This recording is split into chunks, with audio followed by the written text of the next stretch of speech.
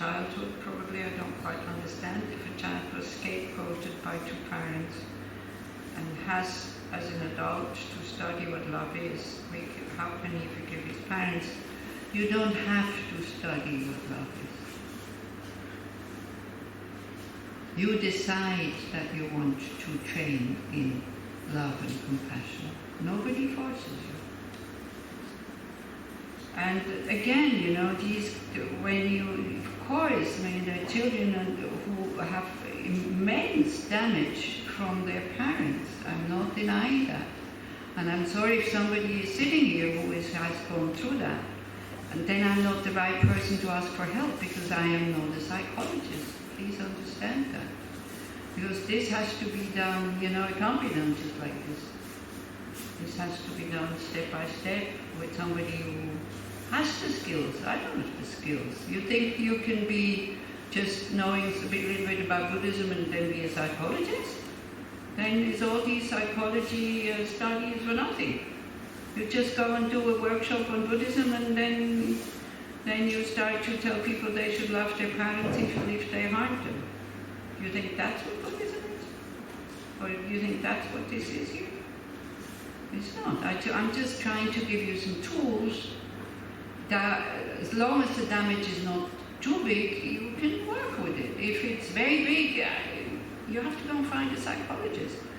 And if anybody thinks that who is sitting here, they have the skills to help these people, by all means, put your address there in the, you know, and your phone number in somewhere.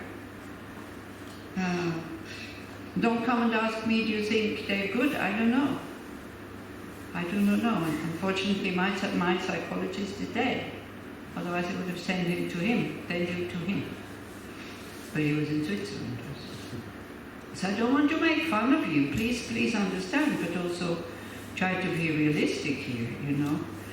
And especially, what maybe it's a language problem also, is if as an adult, you know, and he has to, as an adult, to study what love is, you don't have to. If you want to develop a loving heart, an open heart, this has to be your decision. And Buddhism and mindfulness practice and all this can give you a lot of tools. But the step that you want to have an open heart, that has to come from you. It's the same. I'm sure we have a lot of psychologists here. It's like there's no other country where there's so many psychologists coming to classes or courses or weekends. There's no, you know, than here in Israel, really.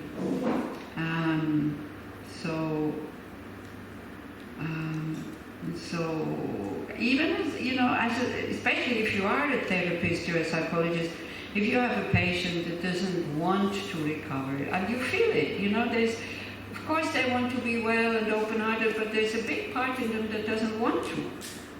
What can you do as a psychologist? They're smiling. Yeah, you can smile and say, well, what to do, isn't it? I mean, this will be a very good patient because you will have him or her for the rest of your life. Yeah? So, but it's very difficult to help them.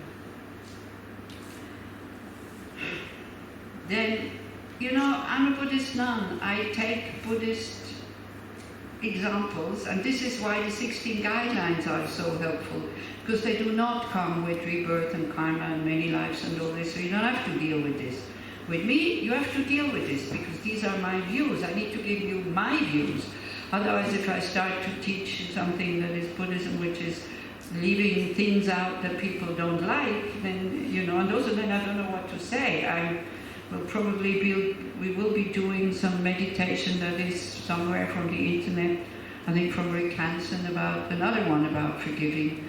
But it's not for me, you know. I can talk Buddhism. I cannot talk Buddhism that is not Buddhism.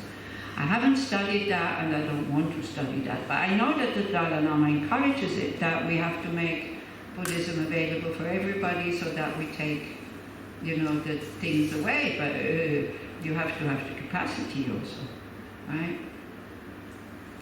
So, you know, what helped me is that we don't have just one lifetime, but I know that for you that's very difficult to accept. I mean, why? Why is it so difficult to accept? You don't know. Is it? Do you know that there is no life before? We don't know. It's just a view, okay? And with all views, if they're not helpful, what's the point of holding on to them? If there's nobody can prove to you that they're doing good. Nobody. Yeah. Nobody can prove that there is no rebirth. Huh? Nobody can prove that there is no rebirth. Yeah, also, same way. Thank you. But if there is rebirth, you can't prove. If someone remembers something and find out that it's true, yeah, then but there's always people who don't want to believe it. They say it's fantasy and this and that. We have quite a few people who, who remember their past lives and things like that. So that is a good. Again, is it helpful for everybody, that view? That whoever is the aggressor today will be the victim tomorrow. Is that a helpful view for you? I'm serious now, you have to answer me. Because you're kind of, I don't know what's going on with you because you have all these poker faces. I have no clue, I can't read thoughts. So some say yes, the others, what do you think? No. Okay, somebody is shaking their head, it's not a good view. So then don't adopt that view if it's not good for you. Because as I'm saying, there's nothing that is ultimate truth anymore.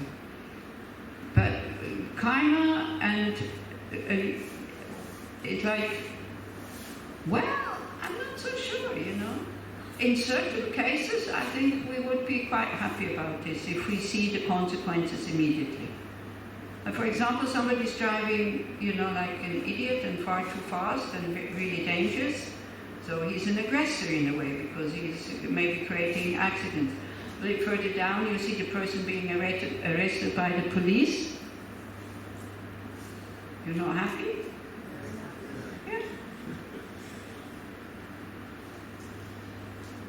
So the view that, whatever, that's what I said before, if you believe in a God, He will take care of the aggressors, don't worry. That's what is being said in the Bible. So if you believe in God, you have to accept that one also.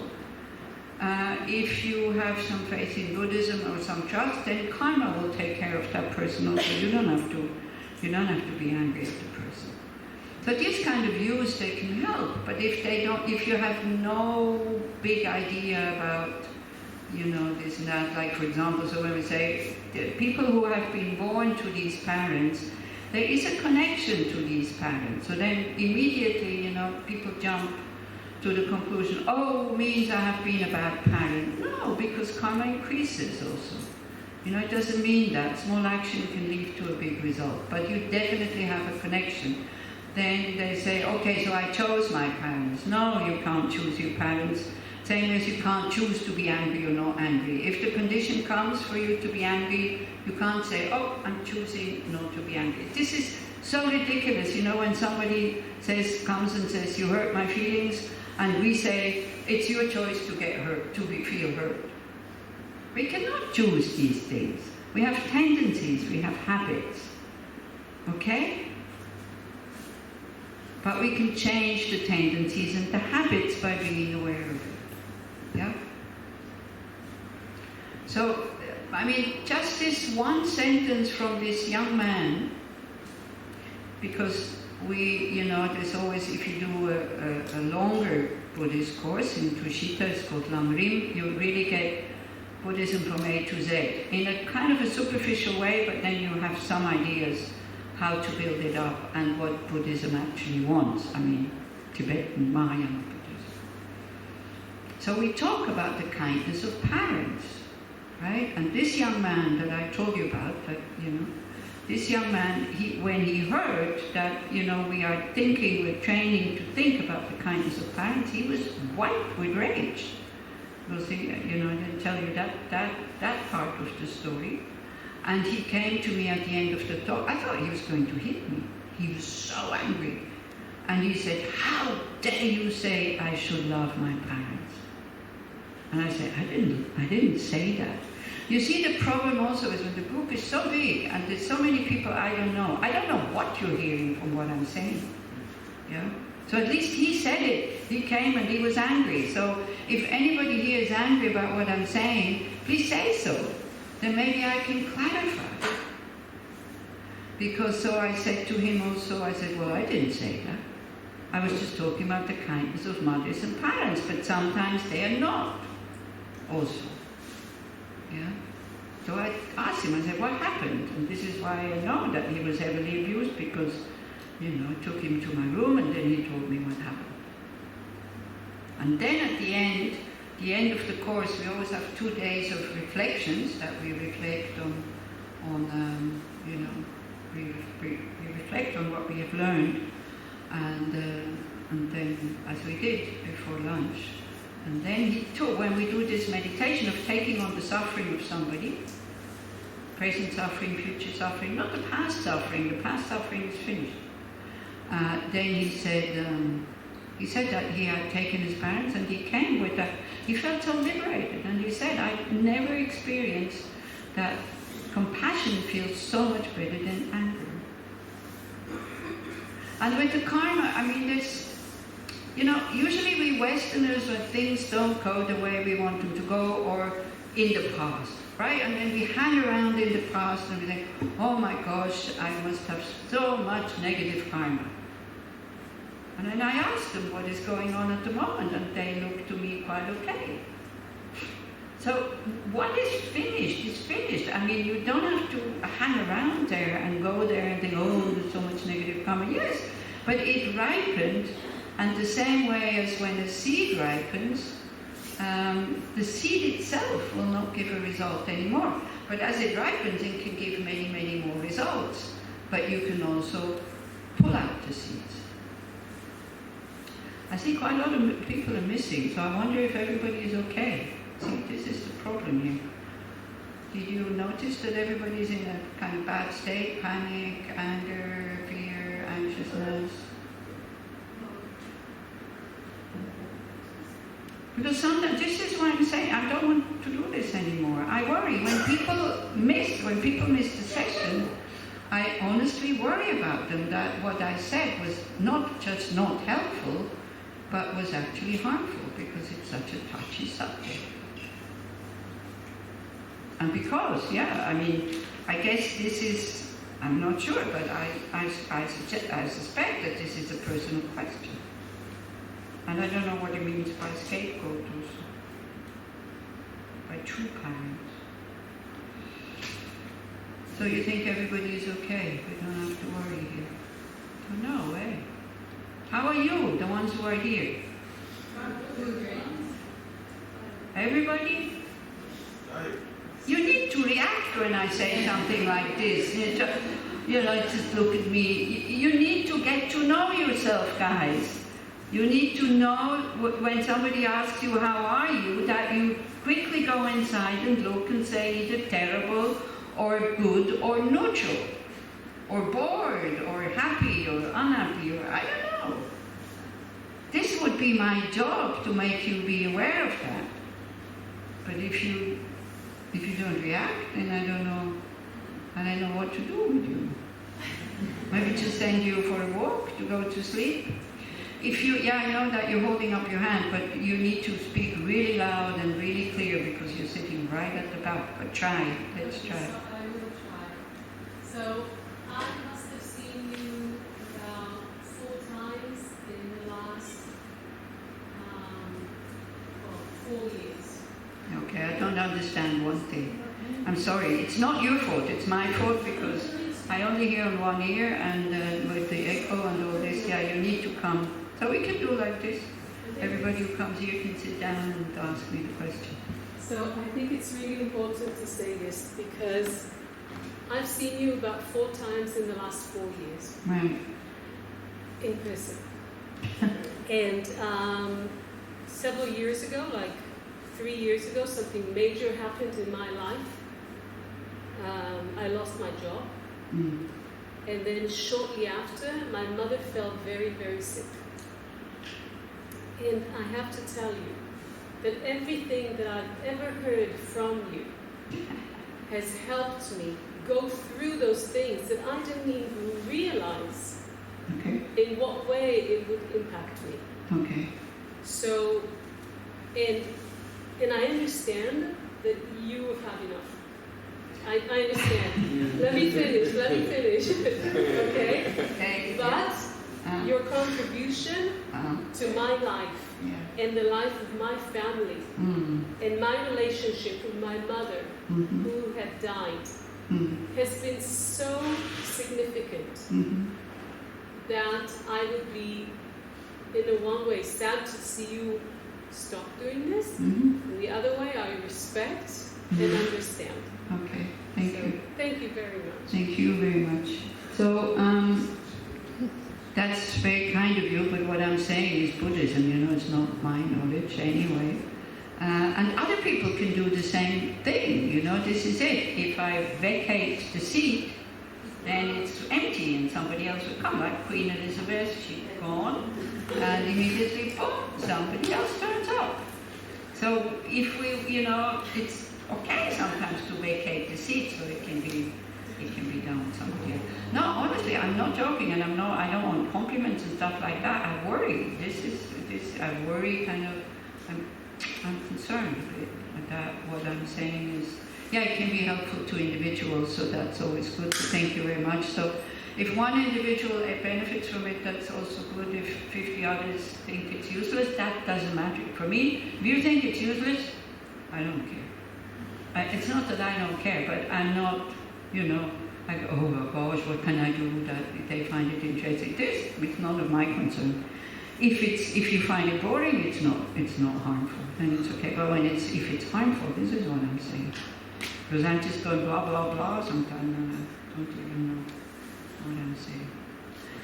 So with your parents, okay, let's go to parents. I think some of you, I don't know if it's still done.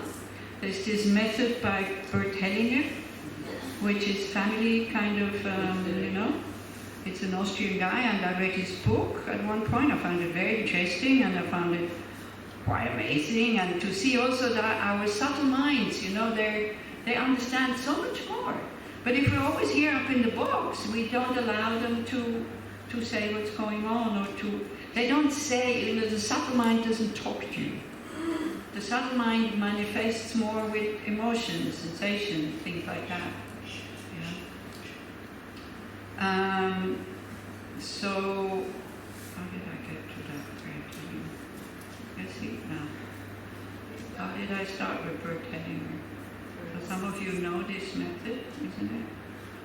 So, and in his book, because I also had problems with my mom, right?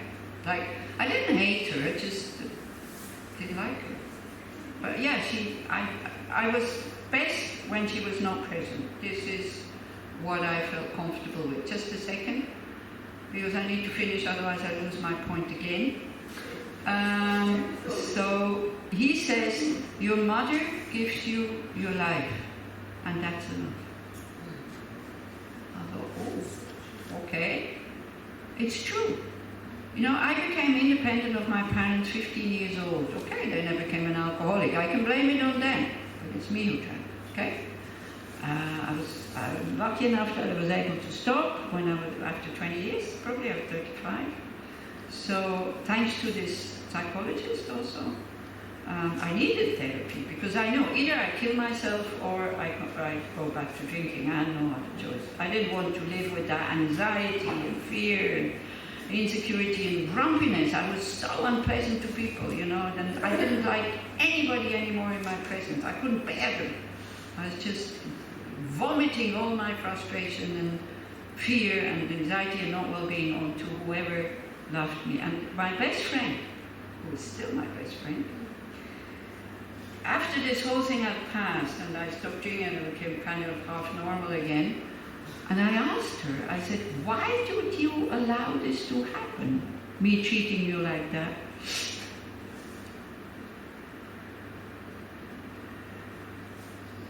Why did you never rebel or say something? And she said, she's a very good Christian. She said, because I saw that you were suffering. And And she was able to bear it. And we're still very good friends.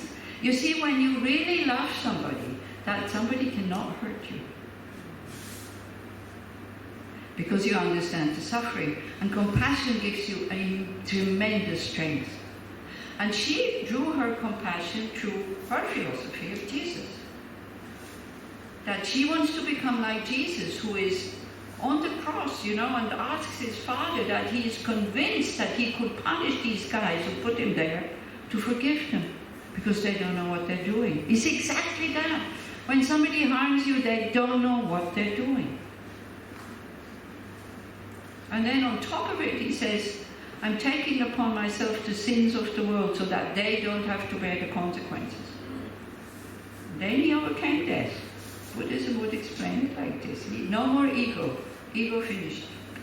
And that's why he overcame death. And he reappeared as in some kind of Sambhogakaya. Please, if you're a Christian, don't feel offended. I'm not making fun of you, and I'm not saying that Jesus was a Buddhist. Not at all. Jesus had this philosophy and this method of love and compassion that overcomes all pain. And he was trying to, because he had it. He had this confidence and he had this love, and this is why he was trying to tell people, don't hate, it doesn't help you. You would have the strength to love everybody. And people who study this and people who really follow Jesus, they actually do it. They work with their anger. They work with their self-concern. Right? So then but they also separate from their husbands when the husband becomes harmful to the children or to themselves, because they see that it's not good for the husband to stay there and bring up that negative mind in the husband again and again and again. It's much better to separate. Then maybe he has a chance to not to be irritated and angry all the time, right? So coming back to parents, like they give us, we have such high expectations of parents. That now again, I'm not talking if parents have abused you sexually, verbally, mentally, physically, whatever. I'm not talking about those. But usually also I see myself, treating my mother with so much disrespect. Because I had this immediate instinct of disliking her. And I didn't do anything about this instinct. And I had many other instincts of disliking people. I tell you, before it was really not easy to be my friend. If you had decided that you are my friend, that's the thing. I was somehow, I was never really attractive physically, but I was always good at making jokes and telling stories. So I always had lots of friends. I always had lots of people around me, also with the restaurant, of course. I had money, when we would go out, I would pay. So you don't need to be attractive if you have money. But it's helpful to have people who were very happy to come with me. Sometimes we went 4 people on a holiday. I paid the whole thing because they didn't have any money, and I liked them. I said, oh, it doesn't matter. But then also, in order not to feel so stupid anymore, because it's not so nice. When you have to pay all the time, it's not such a nice feeling. So what I did, I gave them the money so that they could also pay. But then I thought they would pay for hotels and food. But then one of them bought clothes for herself with the money, and then I got angry. So it wasn't really giving, right? It was just giving so that I didn't have to be the one who, who has to pay all the time. This is here when is this loop going to end? I don't exactly understand with this very small question here what the loop is. Like once again, the ego liked it or something when I forgave the person while unlike, so I'll enjoy her love. Is there an end to this loop? I don't understand what it means. Sorry. No, not sorry, I just don't understand. So you have to, if you want to go with this question, you have to rephrase it and be a bit more clear.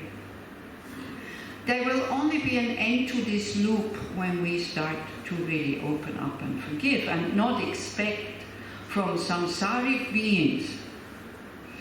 Now, feel this term, I feel more at home again. Samsaric beings are beings who see things in a dualistic way. Me here, the center of the universe, and everybody out there, other. And we think this is totally true. And I forget, I am the only person in the world who calls myself I and me. Only one person calls myself I and me. All others call me other, or you. And I think I'm the most important person in the universe. I mean, how ridiculous is that? And I don't recognize. If I don't have other, I don't have me. Totally depending on other to have a me, an I, a self, whatever, you know. So this is again philosophically kind of playing around with ideas a little bit. So parents, I do believe that parents do their best whatever they can. If you can just maybe adopt that view. Because also they do give you this body. So every time with the body, the mind itself cannot enjoy forms, sounds, smells, tastes and touches. It needs organs. Most of mental happiness comes from sense pleasures. If we wouldn't have a body and just the mind, we couldn't enjoy it. So who gave you this body? It's your parents. Then on top of it, most of the parents, how many of you have children? How much emotions, worry, time, money, especially time, goes into making your children happy. Especially if they're still too small to have their own WhatsApp groups. And you have 3 children, but they don't have their phones yet. And this is coming, I tell you, you have only one, so think. And you have to manage each one has 3 or 4 WhatsApp groups, the school, the ballet, the piano, the football, the parents, the teachers. Now I see somebody laughing very much because I experienced it. I'm not just telling stories, I saw it. And I thought, oh my God, I have enough to do with my own WhatsApp, And then, wow, that kindness, that these parents do it. Yeah, so of course my parents didn't have WhatsApp. But my parents taught me how to ski. I wouldn't have skiing parents, Mom wasn't so good. But Dad, my dad was my hero. Yeah, so of course for Mom, very difficult. Because it was me, I was a puppy child, I was not puppy as a dog, but papa. Yeah. Daddy, I was a daddy child, it was like, wow. So it must have been very difficult for my mom also. So he spent hours and hours with me on the slope, teaching me how. He was a fantastic skier, he could have gone just up black slope and he spent hours and hours and hours with me, teaching me how to be balanced, how to do this, how to do that, But then me, what do I do? Because I like to be independent. So he used to take me between his legs he used to take me up sometimes. So that's very good. Because I knew the pleasure of the black slope, I didn't give up on the green slope. Because that's very skillful. He took me up. So I could feel how it feels when you know how to ski. So I had I had some intention wanting to learn it and to bear the hardships of falling down again and again and again and again. Yeah? So maybe this is what you should do also with people who are truly able to forgive and truly able to love, people who have really hurt them also. I'm sure there are groups like this, self-help groups, And you see how free they are because they have forgiven. So then you don't experience it yourself yet, But so at least you have an example that, wow, this is possible. So if you have enough problems with your parents,